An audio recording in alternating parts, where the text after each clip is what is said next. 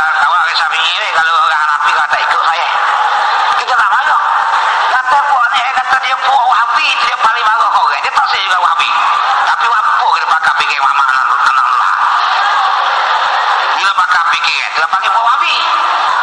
Orang pakai fikir Imam Syafi'i dia panggil orang Syafi'i. Orang pakai fikir Imam Hanbal dia panggil puak Hanbali. Orang pakai fikir Imam Malik dia panggil puak Maliki.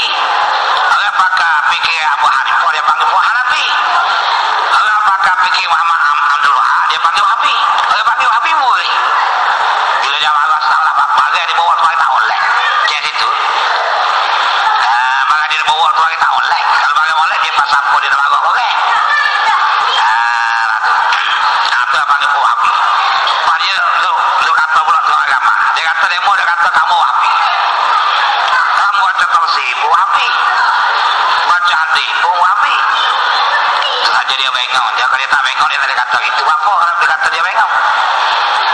Karena dia kata Wahabi karena dia baca tafsir pun dia baca Quran dia mesti ikut Muhammad Anarullah. Dia baca hadis pun dia mesti heret kau ni, tak heret kau ulama dulu dah. Heret kau dia no.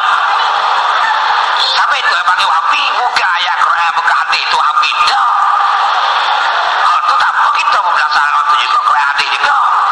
Tapi kita ni pakai paham ulama-ulama dulu.